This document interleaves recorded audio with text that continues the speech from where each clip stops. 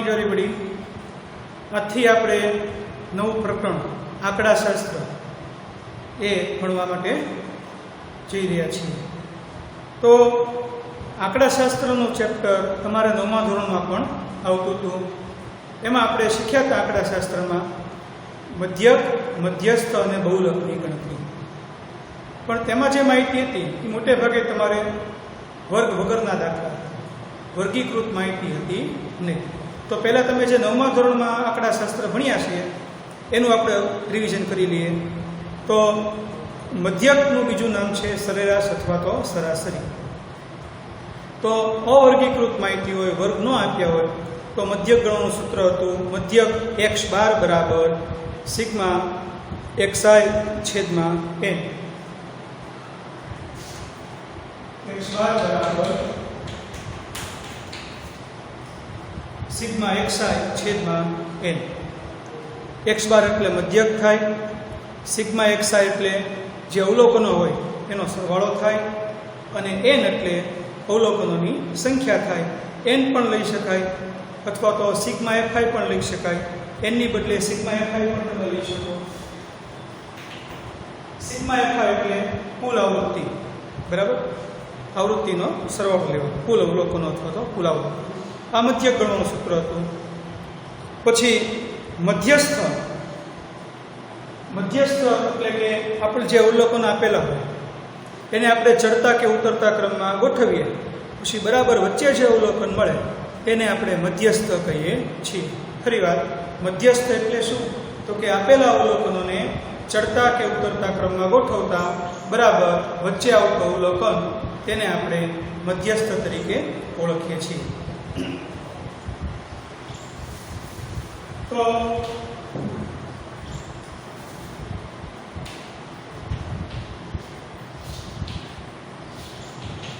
મધ્યસ્થ ગણવા માટે આપણી પાસે બે સૂત્રો ઉપલબ્ધ છે. એક અવલોકનોની સંખ્યા યુગ્મ હોય એનું, અને એક અવલોકનોની સંખ્યા અયુગ્મ હોય એનું. તો આપણે બંને સૂત્ર લખીએ. જો એ અયુગ્મ હોય તો મધ્યસ્થ ગણવાનું સૂત્ર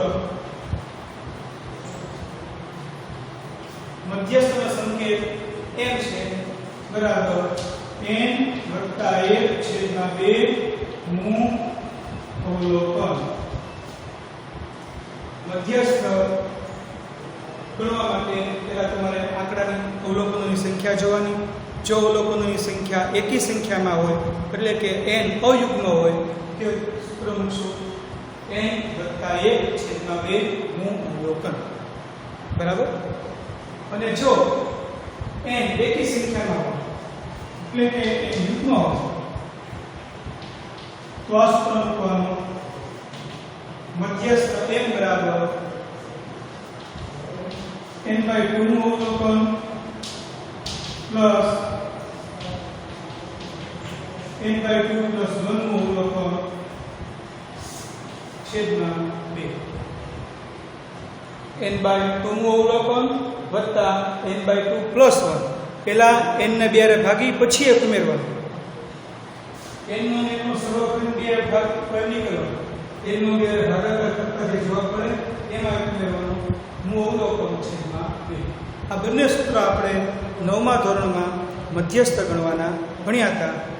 અને બહુલક માટે જોઈએ તો જે બધા અવલોકનો આપેલા હોય એમાં જે અવલોકન સૌથી વધારે વખત પુનરાવર્તન પામતું હોય, એટલે કે જે અવલોકન સૌથી વધારે વખત આવતું હોય તેને આપણે બહુલક કહીએ છીએ. આટલું આપણે 9મા ધોરણમાં મધ્યક, મધ્યસ્થ અને બહુલકમાં ભણ્યા. હવે આપણે 10મા ધોરણમાં જે દાખલા ભણવાના છે એ બધા દાખલા વર્ગીકૃત માહિતીના આવે છે. તો સૌ પ્રથમ આપણે વર્ગીકૃત માહિતીમાં થોડુંક બેઝિક છે એ શીખી લઈએ. ત્યારબાદ આપણે મધ્યકની ગણતરી શીખીશું, પછી બહુલકની ગણતરી શીખીશું અને છેલ્લે મધ્યસ્થની ગણતરી શીખીશું. તો જ્યારે માહિતીના અવલોકનો ઝાઝી સંખ્યામાં હોય ત્યારે આપણે માહિતીને ચોક્કસ વર્ગમાં વહેંચી દઈએ છીએ, બરાબર છે? જેમ કે કોઈ એક સ્કૂલ છે એમાં 10મા ધોરણના માની લો કે 4 ક્લાસ હોય, બરાબર? તો બધા વિદ્યાર્થીને A B C D એમ 4 ક્લાસમાં વહેંચી દેશે ને. કે ભાઈ 1 થી તે 60 વિદ્યાર્થી જે આવતા હોય એને વર્ગ એમાં મૂક્યા, 61 થી તે 120 સુધીના વિદ્યાર્થી આવતા હોય એને વર્ગ બીમાં મૂક્યા. તો એ જે આપણે રકમને વેચીએ છીએ, વિદ્યાર્થીને વેચીએ છીએ, એ વર્ગ કહેવાય. બરાબર છે? તો આપણે પહેલો શબ્દ જોઈએ.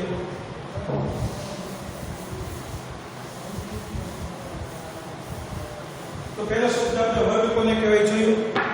હવે શબ્દ લખીએ આપણે વર્ગ લંબાઈ. તો વર્ગ લંબાઈ શીખવા માટે આપણે કોઈ વર્ગ લઈએ. દાખલા તરીકે 20 થી 30. 20 થી 30 આ એક વર્ગ લખેલો છે. બીજો એક વર્ગ લઈએ. દાખલા તરીકે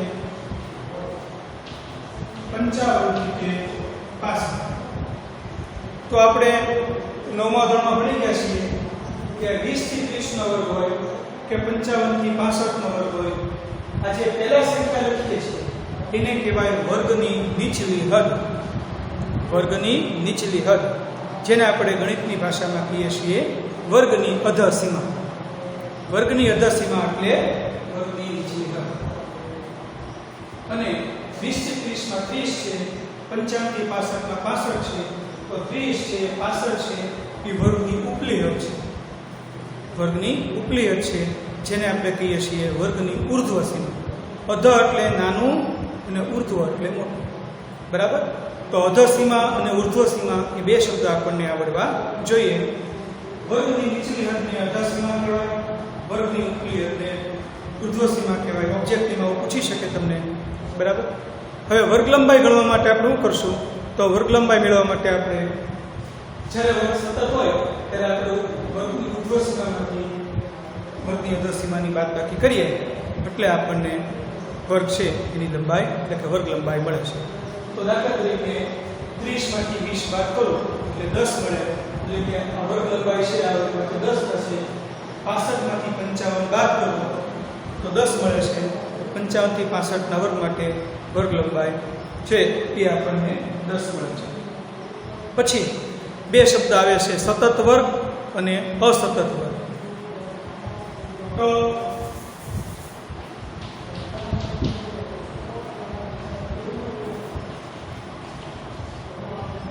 20 થી 30, 30 થી 40, 40 થી 50 કોઈ વર્ગની ઉર્ધ્વ સીમા એ જ બીજા વર્ગની અધર સીમા થતી હોય, ટૂંકમાં ક્રોસના આંકડા સરખા આવે તો એવા વર્ગને કહેવાય સતત વર્ગ કહેવાય.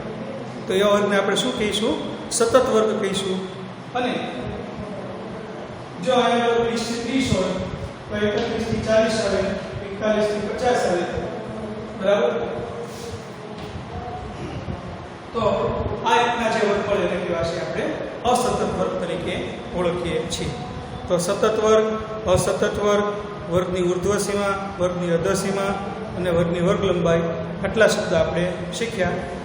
હજી એક શબ્દ શીખવાનો બાકી છે, વર્ગની મધ્ય કિંમત.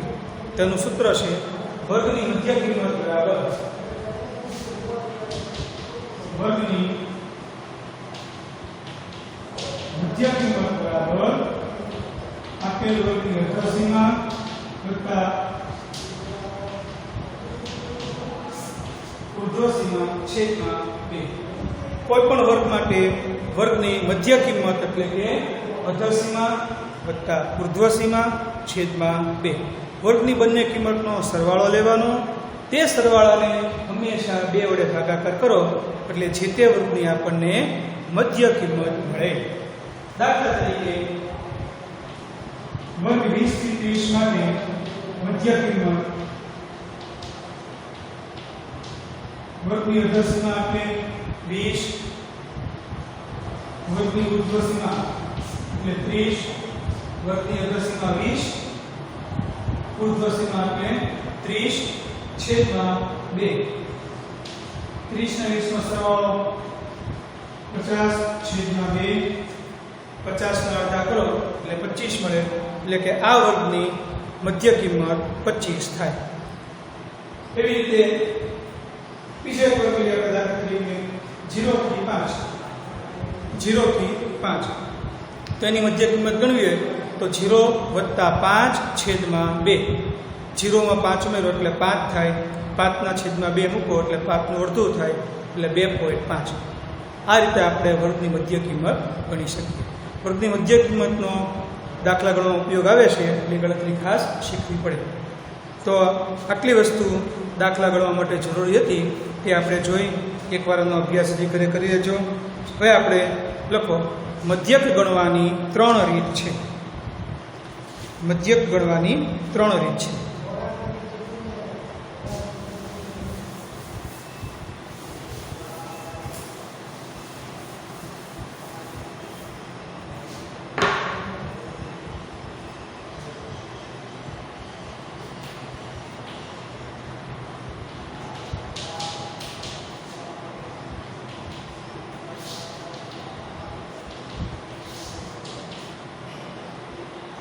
મધ્યક ગણવાની 3 રીત છે.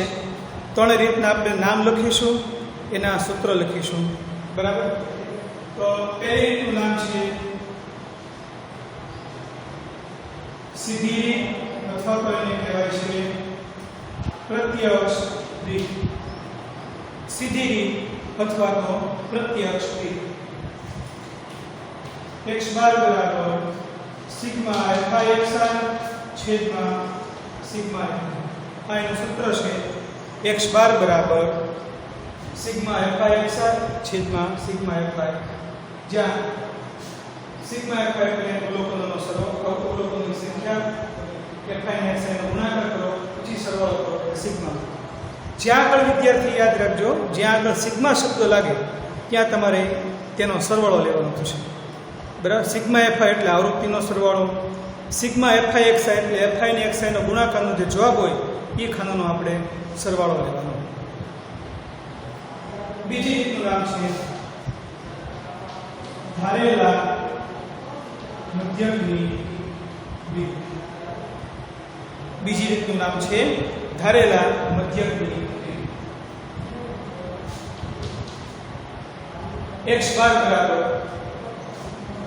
a વત્તા સિગ્મા fi dy છેદમાં સિગ્મા fi. x બાર બરાબર a વત્તા સિગ્મા fi dy છેદમાં સિગ્મા fi. અને ત્રીજી રીત છે એનું નામ છે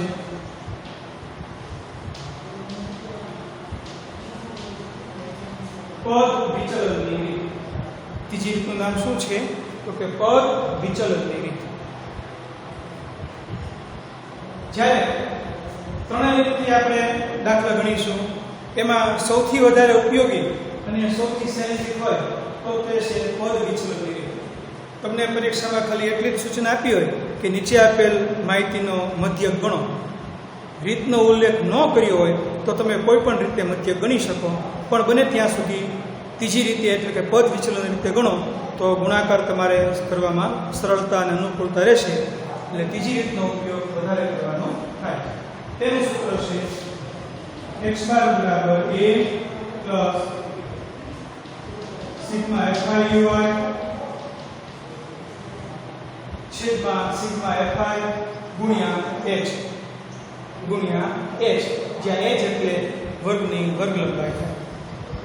h એટલે વર્ગની વર્ગ લંબાઈ. હવે આપણે પહેલી રીતે એક દાખલો ગણીએ. તો પાઠ્યપુસ્તકમાં પાના નંબર 229 ઉપર તમને એક ઉદાહરણ આપ્યું છે વર્ગીકૃત માહિતીનું. એનો આપણે સીધી રીતે મધ્યક ગણીએ છીએ.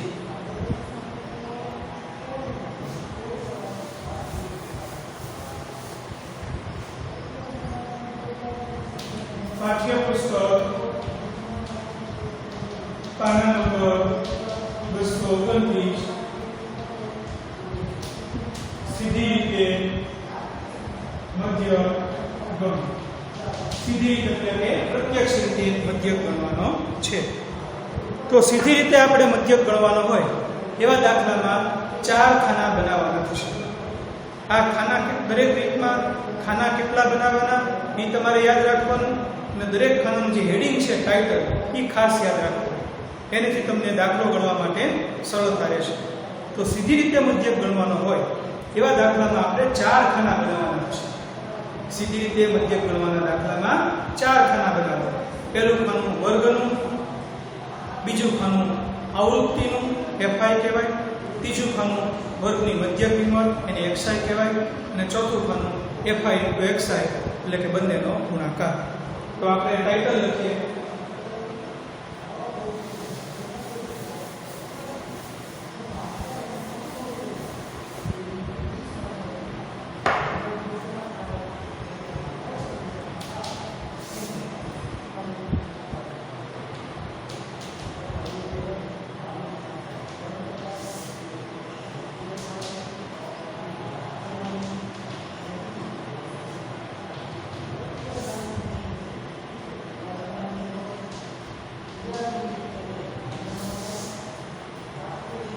પહેલા ખાનાનું ટાઇટલ વર્ગ, બીજા ખાનાનું ટાઇટલ આવૃત્તિ એનો સંકેત FI, ત્રીજા ખાનાનું વર્ગની મધ્ય કિંમત ટૂંકમાં એને મોકી લખીએ છીએ એનો સંકેત XI, અને ચોથું ખાનું એમાં જે XI નો જવાબ આવે અને FI નો જવાબ આવે એ બંનેનો આપણે ગુણાકાર કરવાનો. તમારે પહેલા બે ખાના તો રકમમાંથી જોઈને જ પૂરવાના છે, વર્ગના આવૃત્તિના, એટલે બે ખાના લખી નાખીએ આપણે.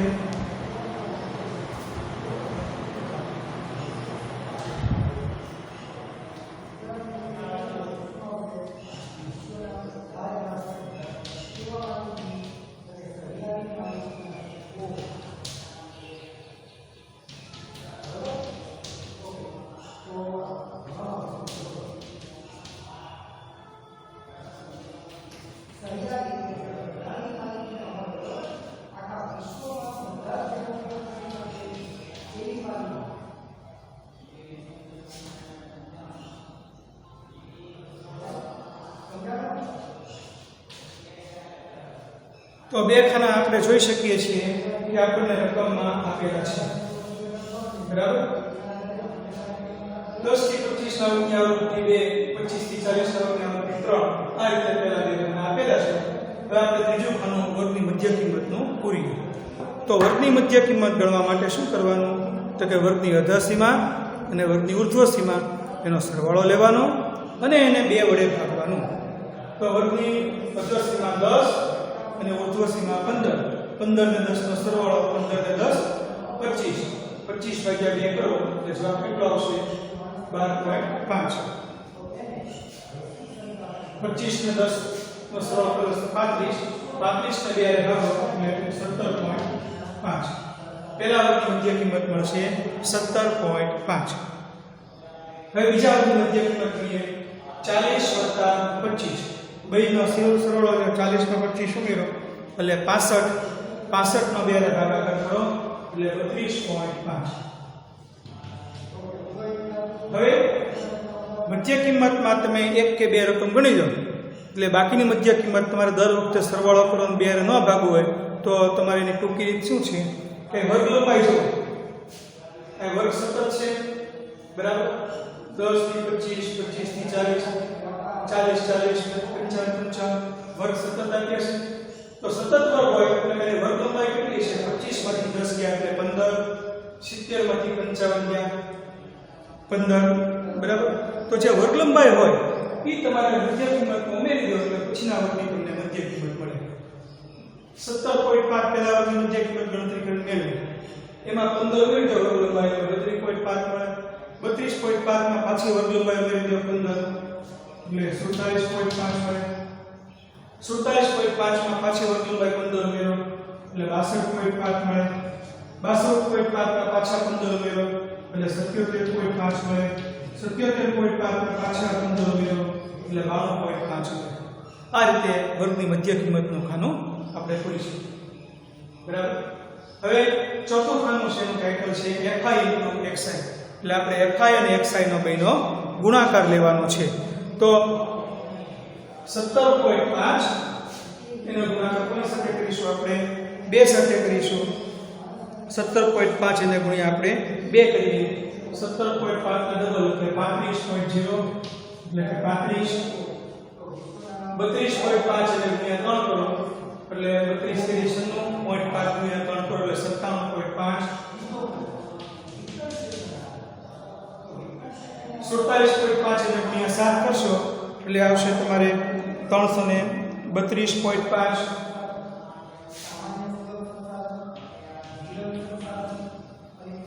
62.5 એને ગુણ્યા 6 કરો એટલે 375 આવશે.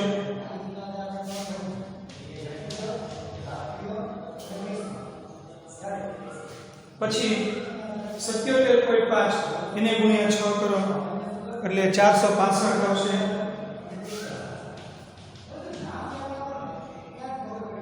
અને છેલ્લું 92.5 એને ગુણ્યા 6 કરો એટલે 555 આવશે. 555 મળશે. હવે આ જે કોણ મળે એનો આપણે સરવાળો લેવાનો છે.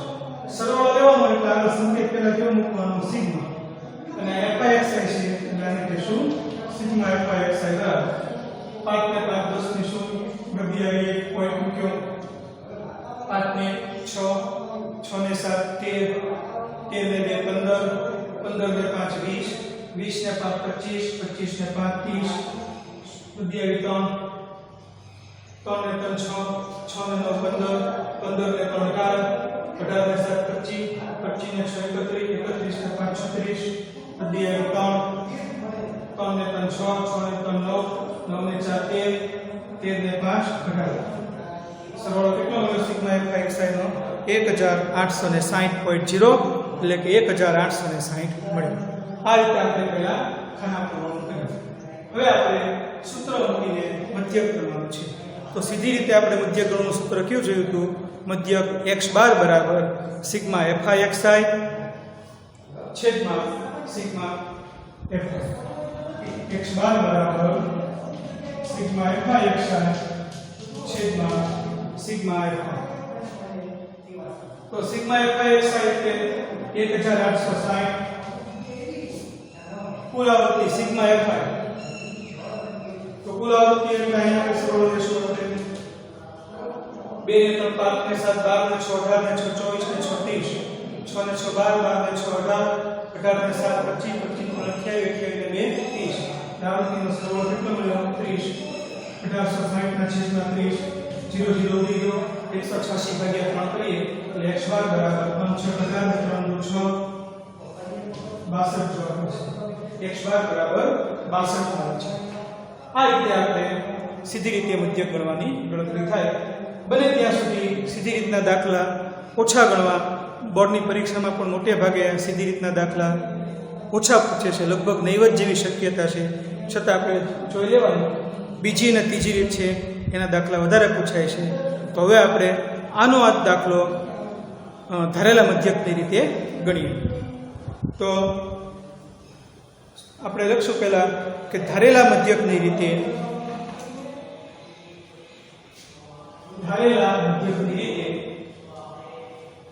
આપેલ માહિતીનો મધ્યક ગણો. ધારેલા મધ્યકની રીતે આપેલ માહિતીનો મધ્યક ગણો. આ જ રકમ આપણે ધારેલા મધ્યકની રીતે ગણવાની છે. તો વિદ્યાર્થી મિત્રો, ધારેલા મધ્યકનો દાખલો હોય એમાં તમારે 5 ખાના બનાવવાના આવશે. ધારેલા મધ્યકની રીતે જે દાખલો ગણવાનો હોય એમાં કેટલા ખાના બનાવવાના? 5 ખાના બનાવવાના. એ 5 ખાના જે બનાવીએ છીએ એમાં પહેલા 3 ખાના કોમન રહેશે. પહેલા 3 ખાના વર્ગને આવૃત્તિના તો રકમમાં આપેલા છે. ત્રીજું ખાનું જે વર્ગની મધ્ય કિંમતનું છે તે પણ એનું એમ જ રહેશે. એટલે આપણે ત્રીજું ખાનું અનુવાદ લખી રાખીએ છીએ, બરાબર. ચોથું ખાનું છે અને પાંચમું ખાનું છે એના ટાઇટલ આપણે ફરીવાર લખીએ. તો ચોથું ખાનાનું ટાઇટલ છે bi બરાબર xi માઈનસ a. ચોથા ખાનાનું ટાઇટલ છે di બરાબર xi માઈનસ a, બરાબર. પહેલા 3 ખાના તો આપણે જોઈએ કે વર્ગની મધ્ય કિંમત કેવી રીતે ગણી. તો હવે આ ખાનાનો જવાબ અહીંયા આપણે કેવી રીતે મૂકવા તે આપણે અત્યારે શીખીએ. તો xi માઈનસ a, બરાબર. તો પહેલા આપણે એની ગણતરી શીખીએ. એ કેવી રીતે અને ક્યાંથી મેળવવાનો? તો જે વર્ગની મધ્ય કિંમતનું ખાનું હોય એમાંથી કોઈ પણ એક સંખ્યા આપણે પસંદ કરી શકીએ. વર્ગની મધ્ય કિંમતમાંથી કોઈ પણ એક સંખ્યા પસંદ કરીને આપણે એ ગણી શકીએ, ધારવાનું છે. પણ સામાન્ય રીતે આપણે જે અવલોકન વચ્ચે આવતું હોય, બરાબર, તે અવલોકનને એ લઈએ છીએ. દાખલા તરીકે 1 2 3 4 5 અને 6 કુલ 6 અવલોકનો આવે છે. તો 6 ના અડધા કરો એટલે 3 થાય. એટલે આપણે ત્રીજું અવલોકન છે એને એ તરીકે ધારીએ. એટલે ત્રીજા અવલોકન બરાબર તમારે શું ધારી લેવાનું? એ ધારી લેવાનું. જે ખાના બરાબર તમે એ ધારો છો એની સામે જે વર્ગની di બરાબર xi માઈનસ a છે એના ખાનામાં 0 મૂકી દેવાનો.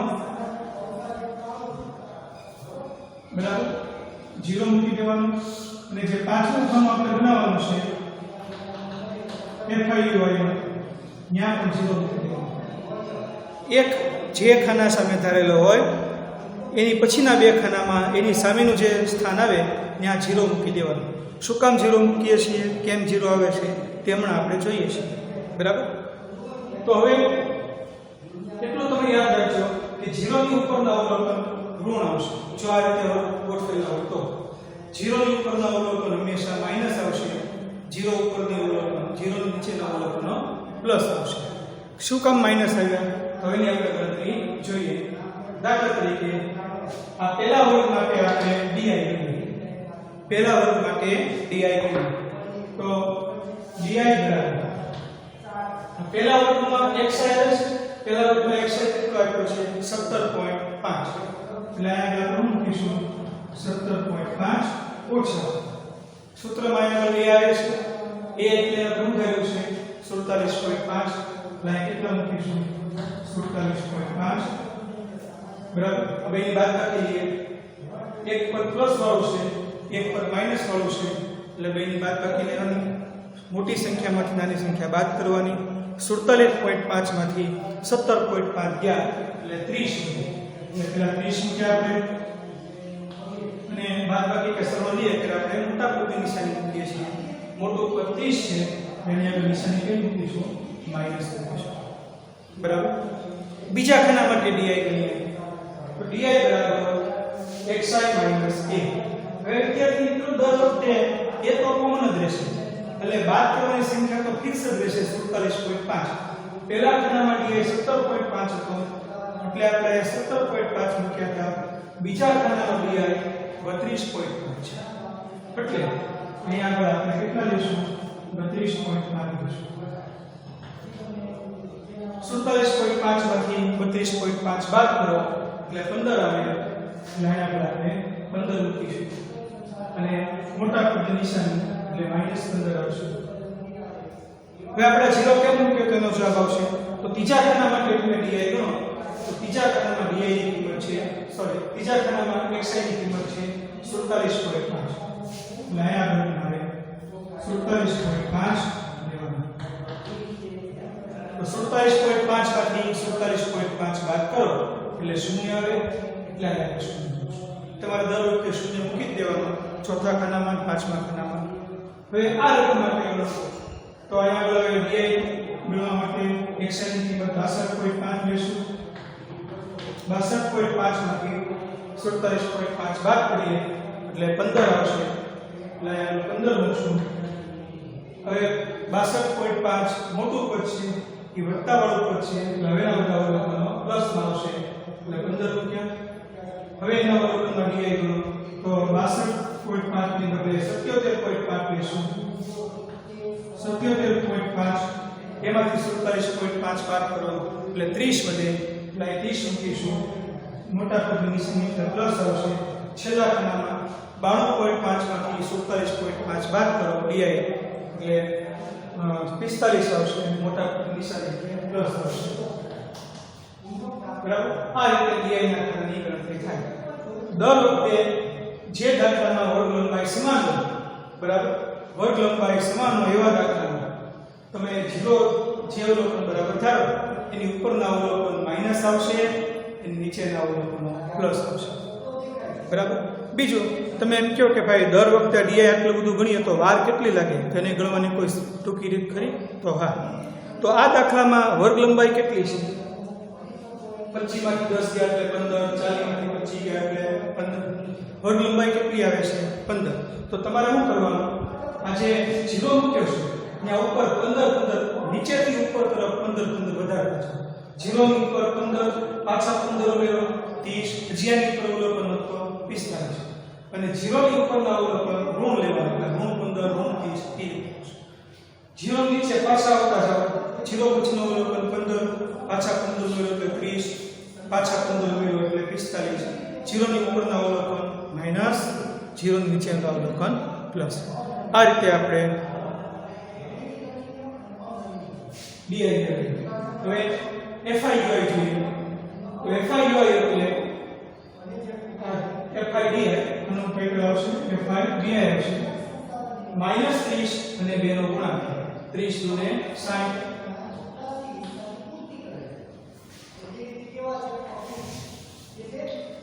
3 અને -15 નો ગુણાકાર 15 થી 45, આ તો 0 આવશે, 0 સાથે 7 નો ગુણાકાર 15 ગુણ્યા 6 15 6 90, fi ને di નો ગુણાકાર એટલે fi ના di એનો ગુણાકાર લેવાનો 30 એને ગુણ્યા 6 30 6 180,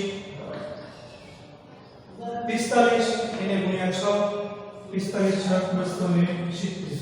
હવે આપણે સરળ કરી સિગ્મા fi. તો પહેલા આપણે જોઈ શકીએ છીએ કે માઈનસમાં બે અવલોકનો ક્યાં છે 60 અને 45, એનો સરવાળો થાય 105 105, પ્લસના ત્રણ અવલોકનનો સરવાળો કરીએ 0 9 ને 8 17 17 ને 7 24 2 ને 3 ને 2 5, કેટલા મળશે 540, 27 ને 18 45 ને 9 54 540 મળે છે. એટલે કે -105 +540. અલગ અલગ નિશાની એટલે બાદબાકી કરવાની. 540 માંથી 105 બાદ કરો એટલે તમને 435 મળશે. તો આગળ હવે જોઈએ આપણે x બાર બરાબર a સિગ્મા fi di છેદમાં સિગ્મા fi 435 ના છેદમાં 30 મૂક્યા. સિગ્મા fi di ની કિંમત 435, કુલ આવૃત્તિ 30, ધારેલા મધ્યક ની કિંમત 47.5. સાદુરૂપ આપીએ જે સંખ્યામાં એકમોનું 0 ને 5 હોય એના છેદ 5 વડે એટલે 435 ના 5 વડે ભાગાકાર કરો એટલે 5 × 40 3 અને 5 × 35 અને 5 વડે છેદો એટલે કેટલા આવશે 6. 87 ના છેદ 87 છેદમાં 6, 87 નો 6 વડે ભાગાકાર કરો એટલે તમારો જવાબ આવશે 14.5. 27.5 માં 14.5 ઉમેરી દો એટલે જવાબ મળશે તમને 62. તો આપણે પહેલો જે દાખલો ગણ્યો હતો સીધી રીતે ગણ્યો તેમાં યાદ હોય તો આપણે મધ્યક 62 ગણ્યો હતો. આ રીતે જે દાખલો ગણ્યો એનો જવાબ એ જ રકમ છે, પણ આપણે ધારેલા મધ્યકની રીતે ગણ્યો જવાબ 62 આવે છે. તેની ઉપરથી આપણે અનુમાન કરી શકીએ ચોક્કસપણે કે મધ્યક તમે કોઈ પણ રીતે ગણો જવાબમાં કશો ફેર પડે નહીં. સીધી રીતે ગણો, ધારેલા મધ્યકની રીતે ગણો કે વિચલન રીતે ગણો, જવાબ સમાન આવે છે. Thank you.